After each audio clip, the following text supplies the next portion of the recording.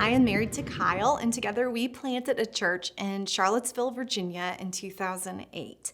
Church planting has left a deep imprint on me, some in very good ways. Lots and lots of joy and reward in church planting, but some has come through trial and some through our mistakes. And so I want to share with you today some of what we have learned and how my husband has helped me to thrive in this role as a church planting wife.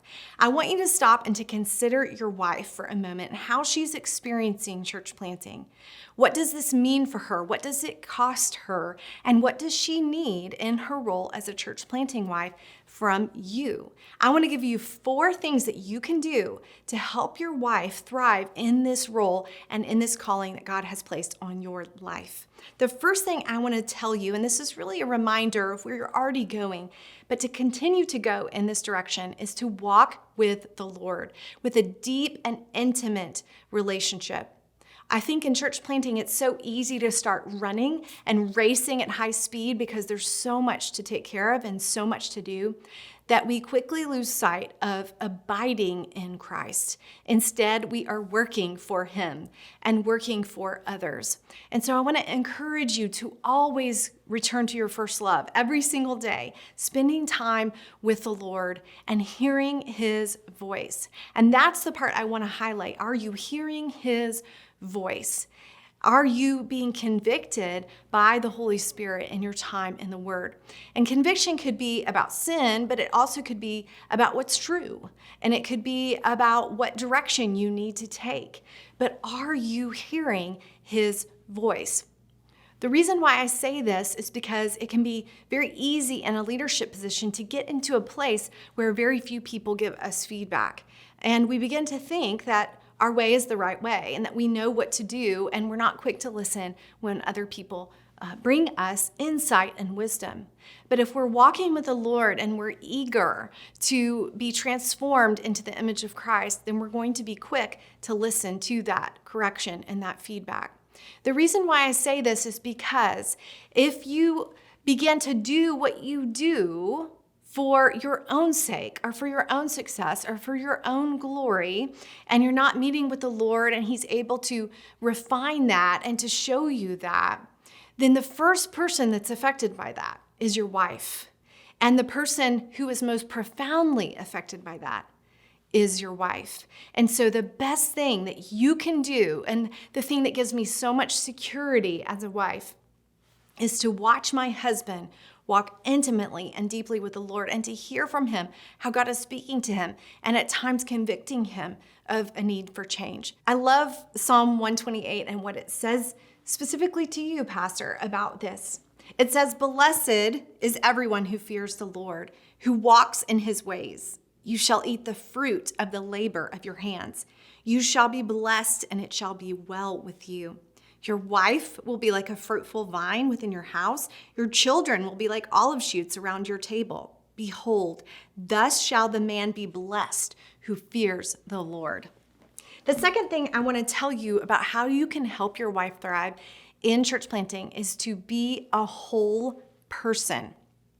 Church planting pastors and sometimes the church planting wives are notoriously bad about thinking that they are the exception to the rule. God has designed us as finite human beings.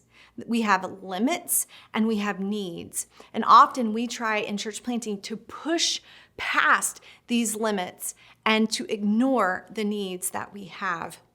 But God has made us to be people who need rest and who need physical activity, who need relationships that challenge and encourage us, not just where we are pouring out. So I want to tell you some of the worst advice we ever got in church planting when we started was from a fellow church planter. And he told my husband, in church planting, you run full out. You give everything that you have for the first 3 years. And then after 3 years, the church will be up and running and you can kind of move back to a normal pace.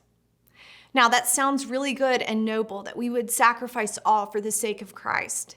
But the problem is, and actually we followed this advice, but the problem is after 3 years, No one said, okay, that's the finish line. Now you can, do a lower gear, go to a lower gear. No, we lost track of what normal was. As for a human being, what is normal?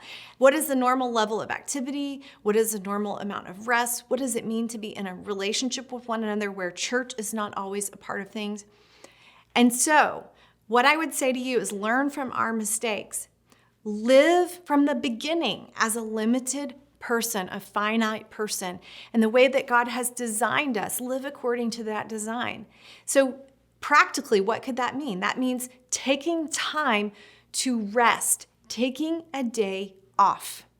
Now, what I hear from a lot of church planting wives is they are eager for that, but their husbands have a hard time setting things aside. There's always more to do, and there always will be more to do. But take the intentional leadership role in your family of saying, we are going to have a day off where we do not pick up our phones and answer every phone call. We are going to take time to cultivate a relationship together as a couple, as a family, with God apart from the church. So that is the second thing, and that will be so important for your wife. The third thing I want to tell you to help your wife thrive is to study her and help her to find her place in the church plant. So when God called us to church plant, my husband and I were at a church planting conference, and the man speaking was talking about the type of man that God uses to plant churches.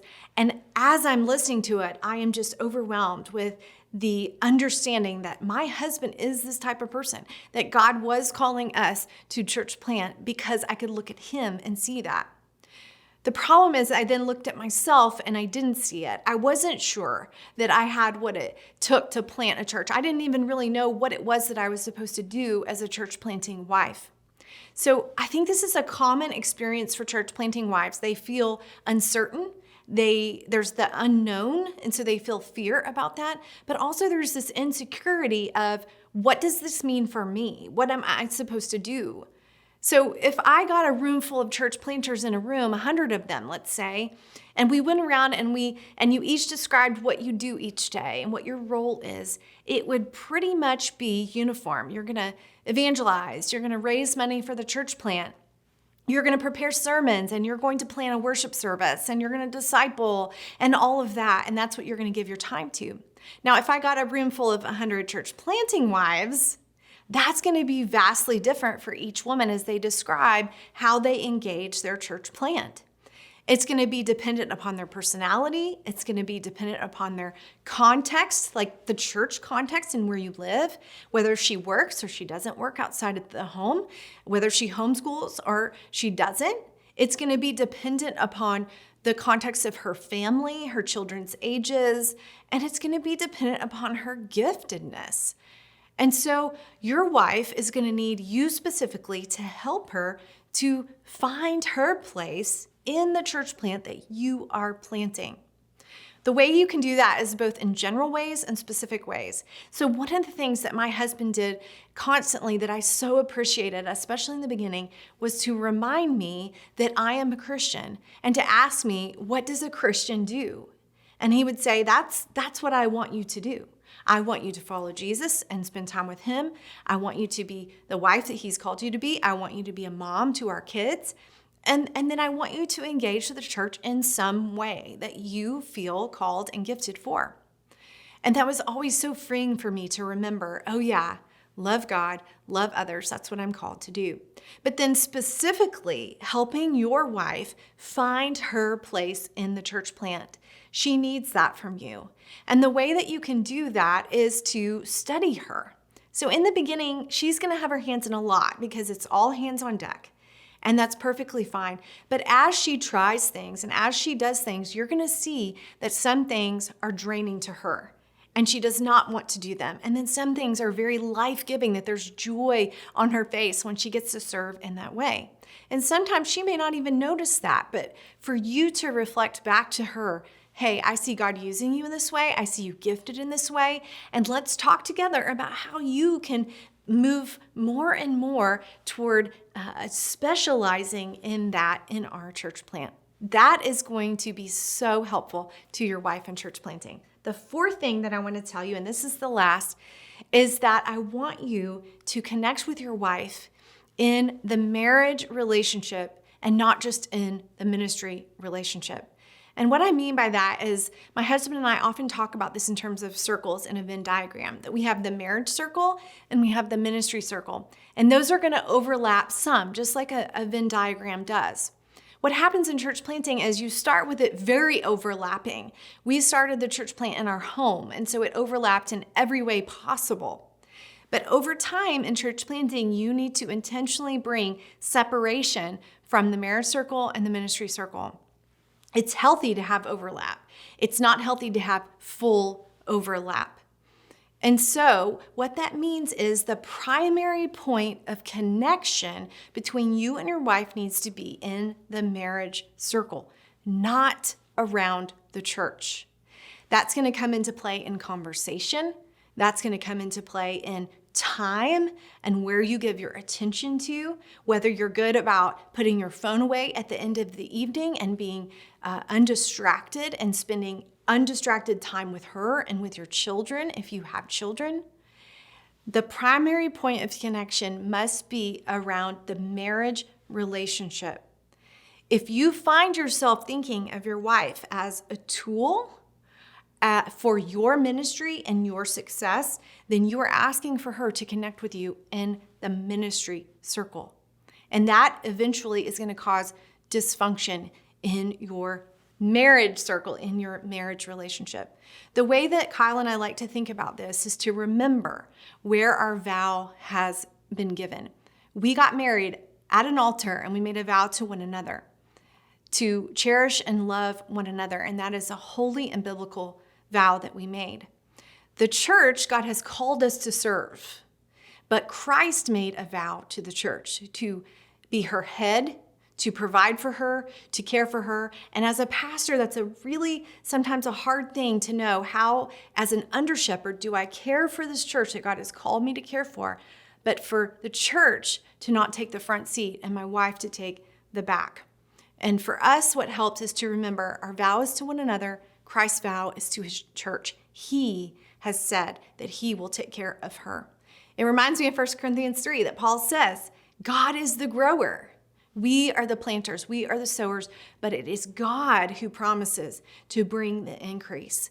And that's just a helpful mental picture for me. So practically, what you can do is to be intentional about connecting with your wife around other things than the church.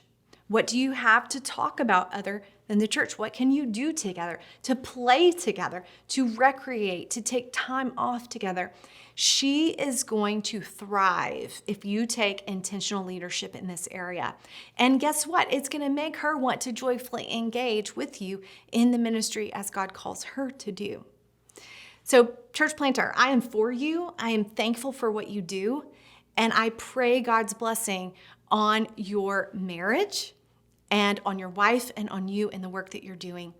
I am going to ask you to send the next video that I have made directly to your wife. And I'm going to speak to her for a moment and encourage her with some things that will help her thrive in her role as a church planting wife.